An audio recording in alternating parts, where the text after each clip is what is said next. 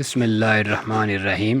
ہماری آج کی ویڈیو کا موضوع شہد اور شہد کی مکھی کے متعلق ہے، تو آئیے دیکھتے ہیں اس ویڈیو کو۔ عربی میں شہد کی مکھی کو نحل کہتے ہیں۔ قرآن مجید میں اللہ تعالیٰ نے ایک سورہ نازل فرمائی جس کا نام سورہ نحل ہے۔ اس صورت میں شہد اور شہد کی مکھی کے فضائل اور اس کے فوائد و منافع کا تذکرہ فرمایا ہے جو قابل ذکر ہے، اور در حقیقت یہ مکھیاں عجائبات عالم کی فہرست میں ایک بہت ہی نمایاں مقام رکھتی ہیں۔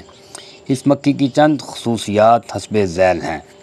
نمبر 1، اس مکھی کے گھروں یعنی چھتوں کا ڈسپلن اور نظام عمل اتنا منظم اور باقاعدہ ہے کہ گویا ایک ترقی یافتہ ملک کا نظام سلطنت ہے جو پورے نظام و انتظام کے ساتھ نظم مملکت چلا رہا ہے، جس میں کوئی خلل اور فساد رونا نہیں ہوتا۔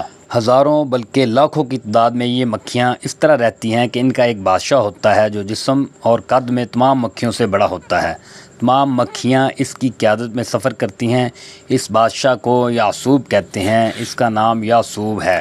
ان کا یعصوب ان مکھیوں کے لیے تقسیم کار کرتا ہے اور سب کو اپنی اپنی ڈیوٹی پر لگا کر کام کرواتا ہے۔ چنانچہ کچھ مکھیاں مکان بناتی ہیں جو سراہوں کی شکل میں ہوتا ہے۔ یہ مکھیاں ان سراہوں کو اتنی خوبصورتی اور یکسانیت کے ساتھ مسدس 6 گوشوں والا شکل کا بناتی ہیں کہ گویا کسی ماہر انجینئر نے پرکار کی مدد سے ان سراہوں کو بنایا ہے۔ سب کی شکل بالکل یکساں اور ایک جیسی، سب کی لمبائی، چوڑائی اور گہرائی بالکل برابر ہوتی ہے۔ نمبر 4، کچھ مکھیاں یعصوب کے حکم سے انڈے بچے پیدا کرنے کا کام انجام دیتی ہیں۔ کچھ شہد تیار کرتی ہیں، کچھ موم بناتی ہیں، کچھ پانی لاتی ہیں، کچھ پیرا دیتی رہتی ہیں۔ مجال نہیں ہے کہ کوئی دوسری مکھی ان کے گھر میں داخل ہو سکے۔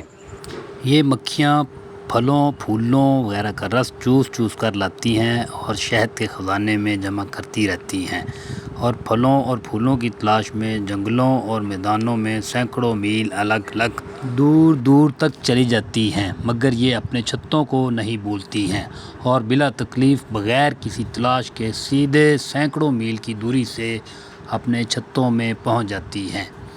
نمبر 6، یہ مکھیاں مختلف رنگوں اور مختلف ذائقوں کا شہد تیار کرتی ہیں، کبھی سرخ، کبھی سفید، کبھی سیاہ، کبھی زرد، کبھی پتلا، کبھی گاڑھا۔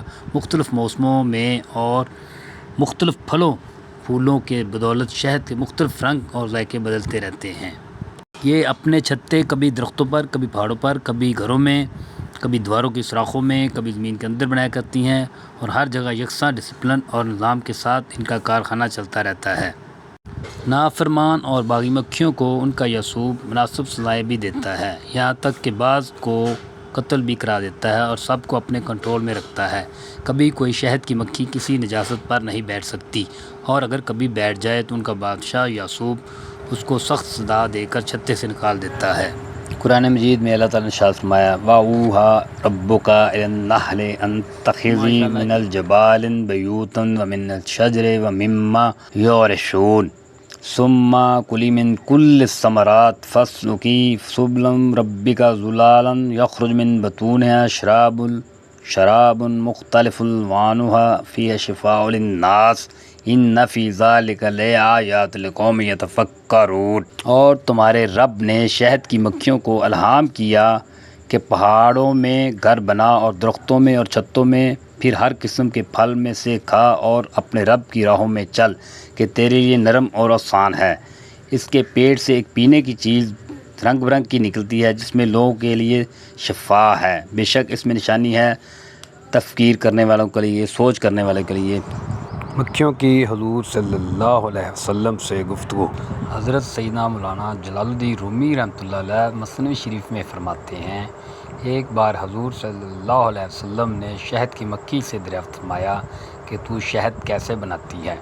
اس نے عرض کی، یا حبیب اللہ صلی اللہ علیہ وسلم، ہم چمن میں جا کر ہر قسم کے پھولوں کا رس چوستی ہیں اور پھر وہ رس اپنے منہ میں لیے ہوئے اپنے چھتوں میں آ جاتی ہیں اور وہاں اگل دیتی ہیں، وہی شہد ہے۔ ارشاد فرمایا، پھولوں کے رس تو پھیکے ہوتے ہیں اور شہد میٹھا، یہ تو بتاؤ کہ شہد میں مٹھاس کہاں سے آتی ہے؟ مکھی نے عرض کی، ہمیں قدرت نے سکھا دیا ہے کہ چمن سے چھتے تک راستے بھر آپ صلی اللہ علیہ وسلم پر درود شریف پڑھتی ہوئی آتی ہیں۔ شہد کی یہ لذت اور مٹھاس درود پاک ہی کی برکت کی وجہ سے ہے۔ اللہ حافظ، ملتے ہیں نیکسٹ ویڈیو میں۔ ولادت دم عیسیٰ جو حضرت مریم، ولادت دم عیسیٰ جو حضرت مریم تسوئے کعبہ گئی جب تلاش جا کے لیے، ندائے غیب سے آئی کہ بس ٹھہر جاؤ، حرم ازل سے ہے مخصوص مرتضیٰ کے لیے۔